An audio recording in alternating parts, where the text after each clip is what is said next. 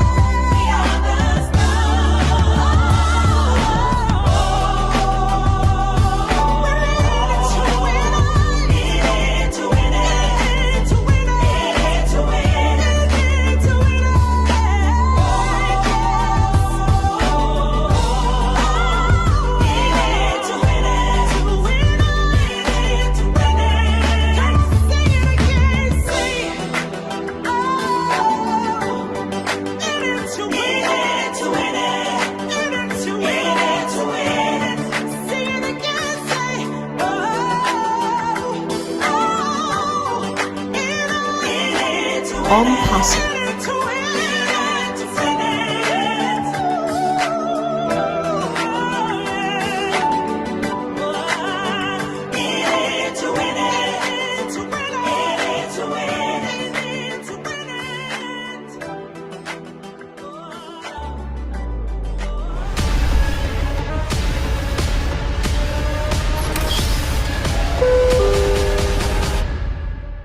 Your next stop is ONPASSIVE, the future of internet.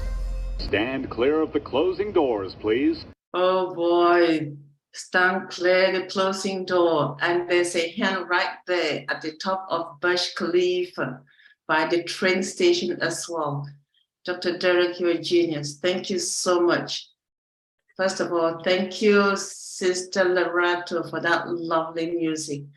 The end of it is just awesome. Very much appreciated. You are that one person who always stands around every forum, stands around and teach. And Dr. Derek is always there, helping us, training others, training the trainers indirectly, and helping us discover the potential in ourselves. He forgets that he is also a germ that we are blessed to have in our midst. He's always here with us. He's always where and whenever called upon, and he's never shy to speak up his mind. Please, at this stage, let's welcome our one and only gifted brother, King Dr. Derek, who is always sharing with us, regardless of the time of day. He will be there to answer your question. But remember, you have to call him. Don't write, call him, and he will always answer. Thank you very much, Dr. Derek. I'm passing the mic over to you, sir. Oh, mercy. Thank you very much, Queen Debbie. Really appreciate it. Thank you very much for that introduction. Really appreciate it. Thank you very much, all the brand ambassadors. But oh, mercy, Tony, brand ambassador Tony Antoinette Coleman. Oh, my goodness. No, I would not, in my wildest of dreams, thought that was what he was going to kill me with. Hit me with. Oh my goodness. I thank you very much. I thank you very much for that mindset.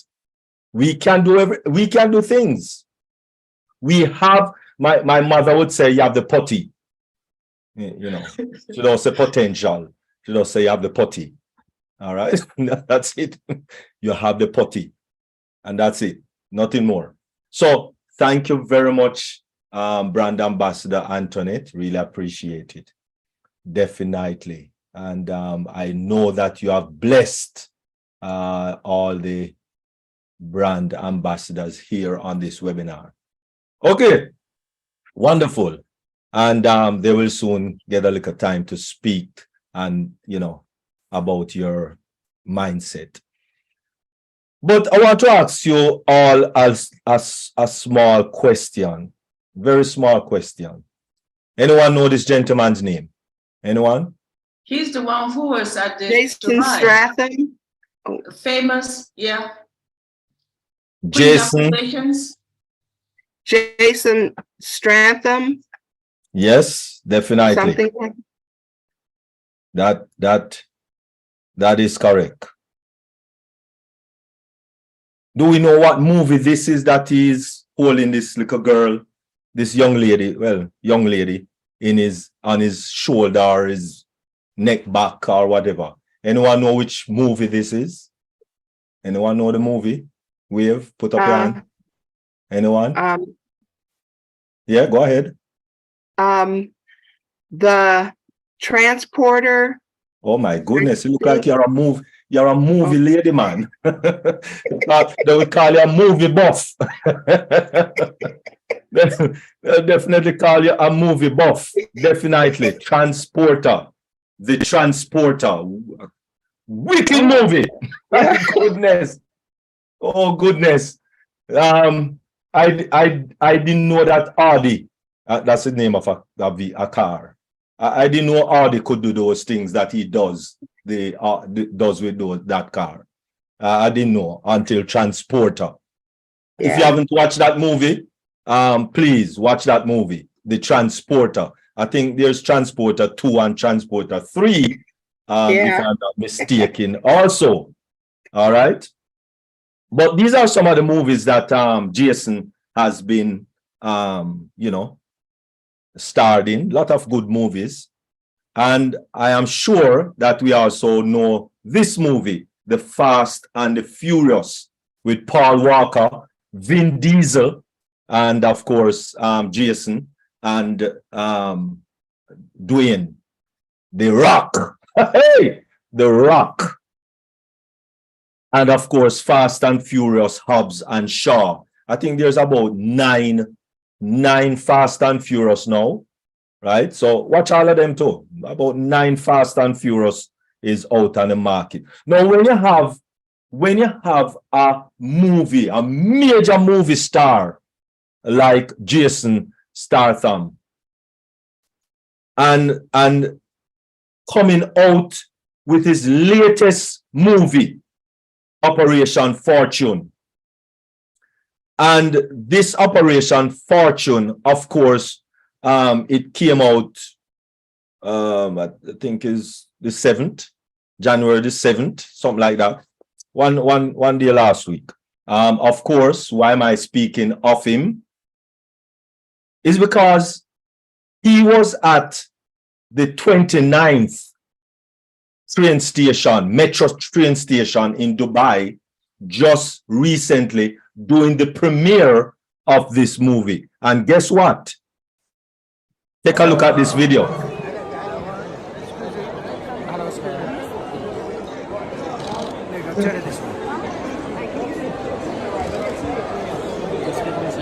All right, nice to meet you. Listen. What's up, mister? All right? Give me a fist bump. Listen.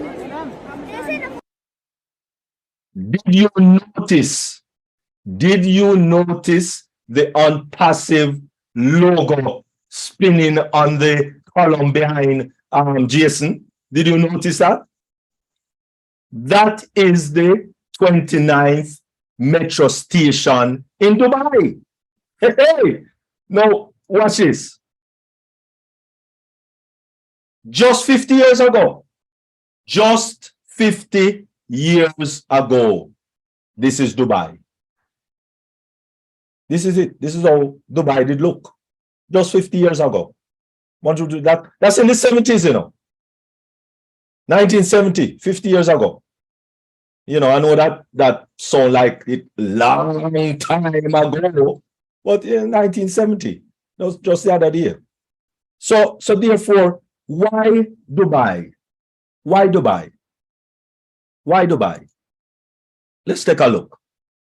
On the left, you notice that Toyota building, and kind of look to the right, look in the background, and then beneath that, look at that same road, which is the main road in Dubai. That is the train station to the right of that picture in the bottom. Right here. Right about there. So, but why Dubai? Why Dubai? I'm sure that, you know, places like Manhattan and all of those places, you know, is technologically up there also. So why Dubai? London, actually, up there. You know, why Dubai? UK, actually up there. Let us look at some historical facts of Dubai. Dubai is known to be one of the urban miracles of the modern world. A futuristic city rising in the middle of a desert is something our ancestors 100 years ago could only imagine in a sci-fi film. It's hard to imagine that this fascinating location used to be just a tiny fishing village. It seems almost illogical that a small town in a very inconvenient climate zone could become one of the world's biggest business and financial hubs. How did this happen? To answer this question, let's have a look at the history of Dubai. Located at the Persian Gulf, right in the middle of the Eurasian continent, Dubai was destined to be a crossing point between East and West. At the same time, the climate here is almost inhumane. The temperature in summer reaches 50 degrees Celsius, and that is the reason why for centuries the urban development here was quite slow. The Persian Gulf, however, was still an important area for the British Empire. Being a strategic route connecting London to Bombay, royal fleet needed to secure this area from pirates. In the 19th century, the British East India Company signed an agreement with local sheikhs, particularly with the Al Maktoum family, the ruling dynasty of Abu Dhabi and Dubai, to secure peace in the area. Al Maktoum dynasty rules Dubai until the present day. Despite these agreements, the British Empire never really tried to develop the area. While the Crown was heavily investing in developing Bombay, the southern capital of the empire, by building infrastructures, railway, and a university, there was hardly any interest in developing Dubai as a city. For the British Empire, Dubai was just a junior partner, a crossing point for the royal fleet, nothing more. Despite the lack of interest from the empire, Dubai was becoming more and more significant for the region.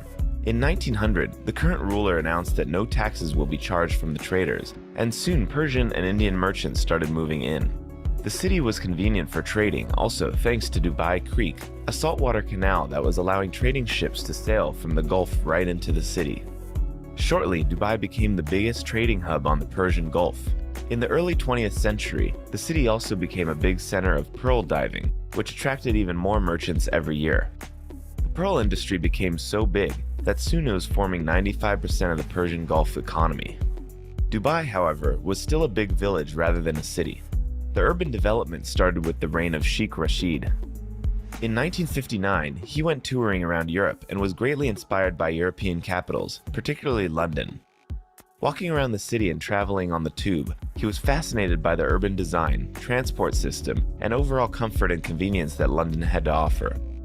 After his trip, Sheikh Rashid started implementing his great plan of turning Dubai into an international city. In 1961, he instructed to artificially deepen the Dubai Creek so that bigger trading ships could sail in. Under his guidance, the city was being rebuilt with stone and cement. Having a dream of a great city in his mind, Sheikh Rashid started building an international airport, although his investors thought he is being too romantic, and these urban projects are simply unnecessary, and it was becoming challenging to fund all these ambitious projects. Sheikh Rashid's plans of creating an international capital would probably stall at this stage, but in 1966 they found oil in Dubai. Despite the common belief that Dubai became the city that it is today mainly thanks to oil, the oil reserves found in 1966 were quite modest by Middle Eastern standards.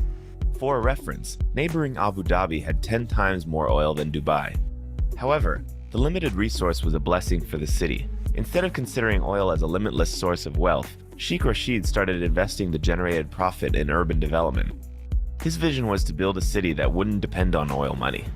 He was inviting the most talented architects, engineers, and entrepreneurs to Dubai. Since Sheikh Rashid's biggest inspiration was London, he hired a team of British experts who were consulting him on further steps. One of Sheikh Rashid's main goals was to make Dubai attractive for all nationalities. Despite being a Muslim city, he made sure people of other religions and beliefs could feel comfortable living there. Like most of the other newly developing cities, Dubai needed a grand project that could attract international attention, so Sheikh Rashid instructed to build a skyscraper. In 1979, the 39-story building named Dubai World Trade Center was officially opened for business. Being an unprecedented urban project for Dubai, it was insignificant for the world, where 100-story buildings already existed.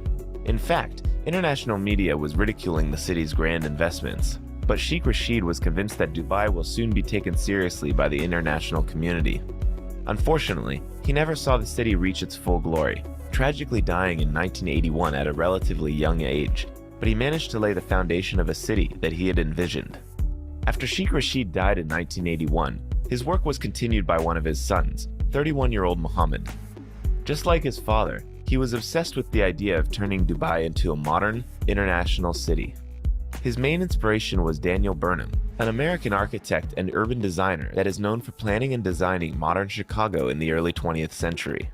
Daniel Burnham was convinced that a city architect has to plan big. If you want your city to be spoken about, small and mediocre projects won't get you anywhere. Sheikh Mohammed adopted this approach and decided to make Dubai a city of the biggest and the tallest. In 2000, he introduced Emirates Towers, which were higher than any building in Europe at the time. But that wasn't big enough for Dubai. Sheikh Mohammed wanted to build the tallest building in the world. In 2010, they completed the construction of Burj Khalifa, the highest skyscraper in the world.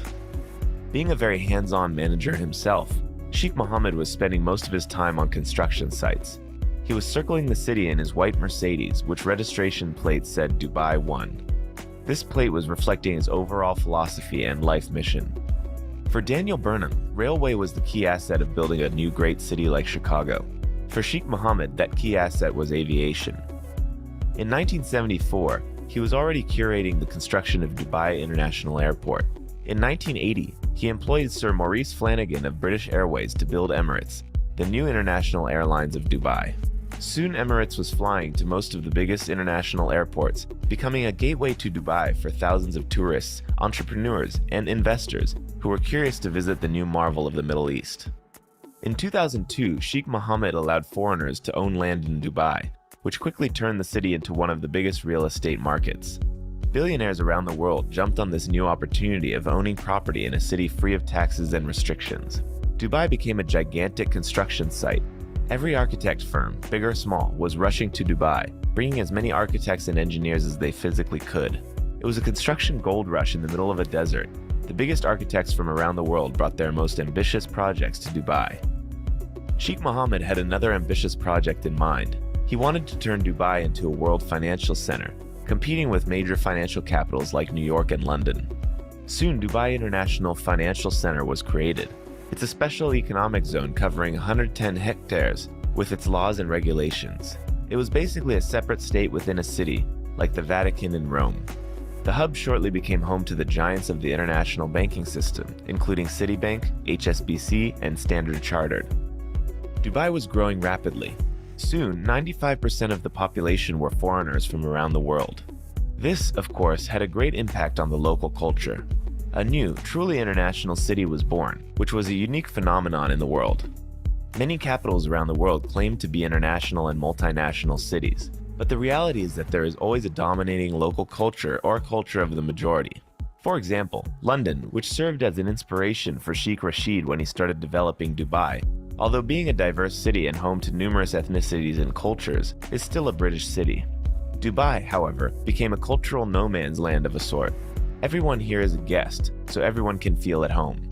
Local citizens are only 3 to 5% of the population. This aspect of the city earned a lot of criticism as well. For example, the Washington Post once stated that Dubai, in its attempt to be a successful Arabic city, had to sacrifice all its Arabic features. Another negative aspect of this rapid development became the fact that the United Arab Emirates became the only country that spends more energy than the USA. Despite all this, Dubai is an urban phenomenon that serves as an inspiration for many other developing cities around the world today. Hope you realize that one of the main things is taxes. when you don't pay taxes, it is good for business. And so people will more flock to a place where they don't pay taxes rather than a place that they pay taxes. Henceforth, New York and London and all of those other places, you know, even though it is maybe even a little better when it comes on to technology, or maybe a little better because Dubai is still growing. But one of the main thing is taxes. So take a look now at what Ash Mufari and Dr. Soa said last week in reference to why Dubai. That station, which you will see the biggest structure on Shara Sheikh Zayed in Dubai, is called ONPASSIVE. By the way, guys, it was one of the hardest negotiations ever done to land this opportunity with the RTA. We were absolutely competing with giants in the markets. And it was very simple. Lots of papers needed to be submitted before that approval has been signed and granted for us, and the naming is given to us. Lots of back checks because you're partnering with the government of one of the top cities on earth. So we're now like an official partner to them, to a government entity in Dubai. Well, yes, ONPASSIVE is now the new name for what used to be called Al Safa Metro Station previously. Now it's only ONPASSIVE. And we're not owning it, we're owning the naming rights for the coming 10 years. The execution will start with changing the external panels and the smart electronic systems of the public transport to become an ONPASSIVE metro station for the next 10 years. And we will also be modifying the internal VO, the voice over announcements in the station, on board of the metro cars before and upon the arrival of people to their destinations. All right, so I'm going to share a presentation with you. Well, on this presentation, we're going to cover more about the RTA, the stats, statistic media in and out the station, digital media in and out the station, and the riders' stats. So you don't have to run after the information, pretty much it's covered for you. What is the RTA? It's pretty much it's the entity, a government entity that is responsible for planning and providing the requirements for the transport in the Emirate of Dubai. But one very crucial, important point to share here, RTA is an international consultant for so many development countries to guide them on how to actually structure the roads and to do the safety measurements and these kind of things. So it is a very big deal to be a partner with those guys. All right. Well, RTA stats. As these are the figures that Susie said that she has not captured and she was multitasking at that time. So here they are. You can, but again, no screenshots. It's pretty much very well known about that station if you Google it. We have in Dubai 180 nationalities. So pretty much then, and in the metro, the 53 stations are the core life, soul of Dubai. It's the main transportation method in Dubai for people who are using it daily, because pretty much it's connecting from the beginning of Dubai up till the end of it. We have, and these stats are coming directly from the RTA. You can find it on their official website as well, guys. So over 200 million riders are always using these metro stations on a yearly basis. And we're talking estimately, as per the figure given by them, 700 riders per day. And of course, that tells us that we're getting and we're capturing that entire exposure. 125 automated trains. And again, as I said, 53 metro stations. The assets. Okay, so why is it a big deal? Why is it a breaking news for today? Because we were not only granted the name, what does come with it? And this is where Nazal and the team have really negotiated to the max. So he was like, I want to take the entire package, not only the name from the outside. So along with the granted name for the station, we also have the naming tableau for the station, the full signage package. We have the metro line maps, all the posters there are going to include our logo. We have honorary plaque as well. And as we've mentioned, that we have the Google Maps. So you can Google now this particular station, Google ONPASSIVE station. We also are going to partner with them, with RTE as on their communicational tools. So if you're booking or something, everything's going to be branded ONPASSIVE. We have in-train advanced announcements, like I've said, the VO, and we have the partnership announcement. In station, what do we own to display for the coming 10 years? All the digital landscapes, LED screens. We have LCD interactive screens. I'm going to show you the exact look and feel of these photos in a second.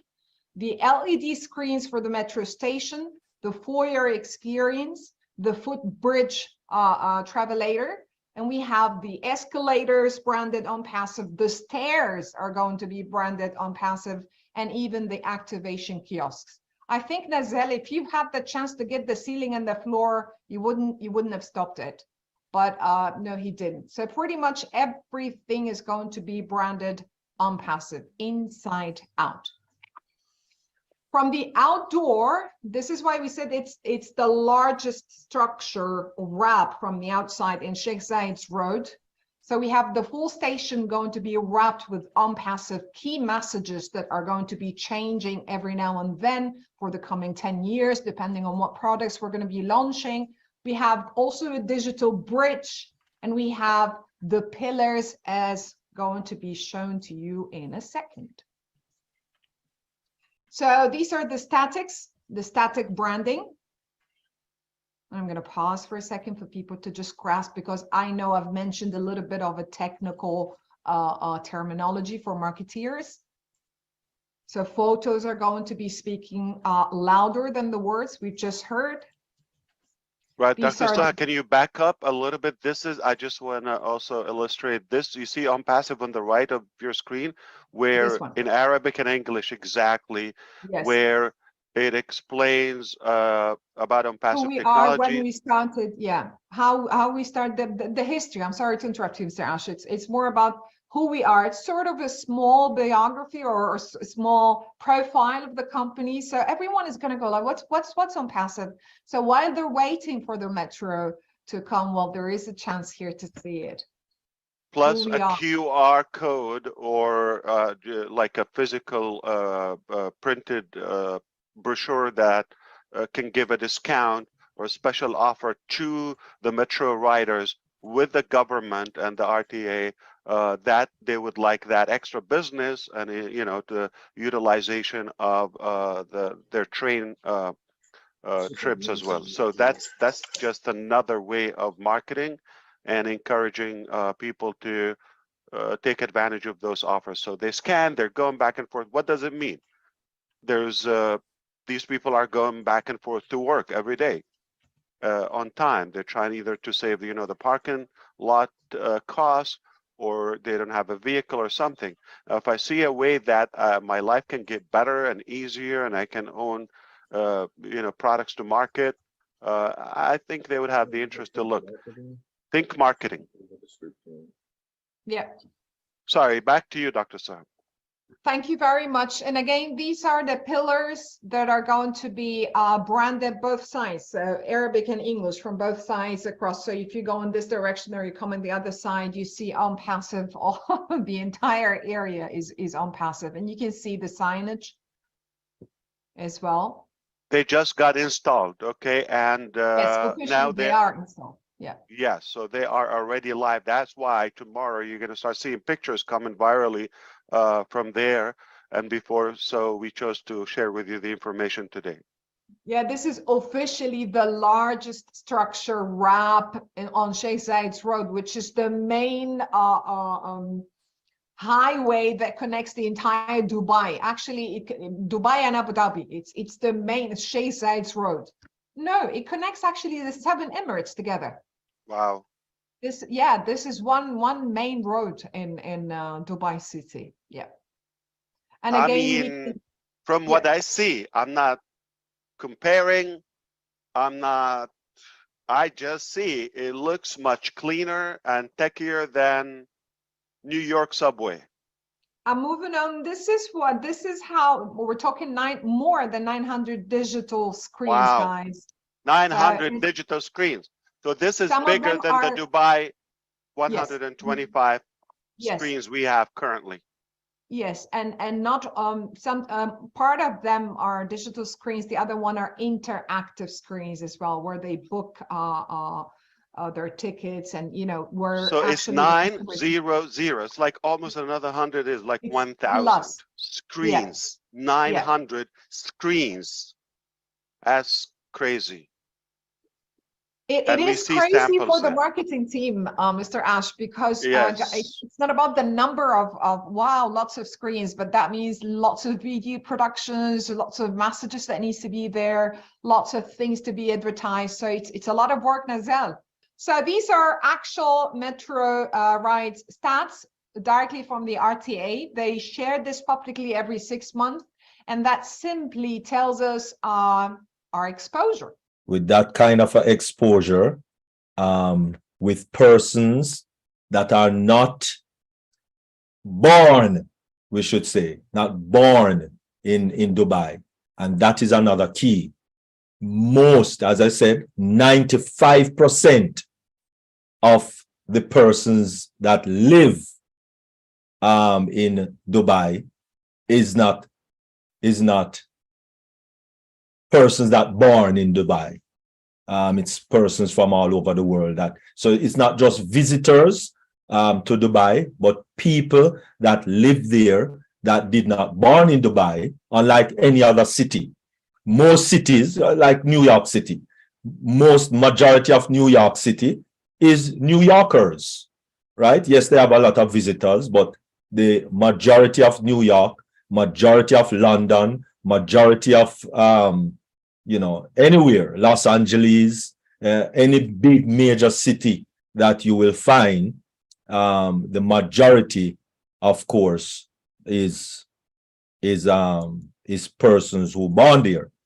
But with Dubai, it's a big difference. And so we focus on Dubai, especially because it is an upcoming city. So it is still developing. Most of New York and those places is like they don't develop already, and there's not much more growth, so to speak. And so the growth of Dubai is still growing.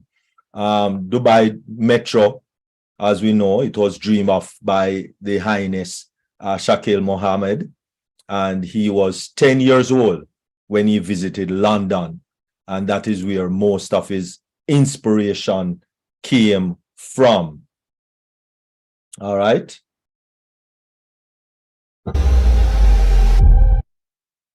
All right. And so that concludes the presentation of why Dubai. Thank you very much. Wow. Dr. Derek, thank you. If anyone did not know anything about Dubai, I personally have learned a handful, not only of Dubai, about its economic background, but also the historical part of it. I did not find the time to know that, but today I have learned about it, and especially what Dubai was like 50 years ago. I did not know that part. So thank you very much, Dr. Derek. You now understand when I say you are a teacher. When we started this webinar, I knew there were things that we're going to get out of you, but I was not anticipating this present and past aspect of the city of Dubai. And not only do we have that, but oh my goodness. Wow, sorry, I don't have the right voice to explain my excitement, but I know train station number 29 definitely belonged to ONPASSIVE. And how that came about is because of the hard work of our CEO, who wants to make sure that we believe that his dream is going to be our dream as well. And it's well put in the last presentation that Dr. Derek made with the discussion between Mr. Ash Mupare and Dr. Soha. Thank you very much, Dr. Derek. We truly appreciate that. ONPASSIVE, the future of internet.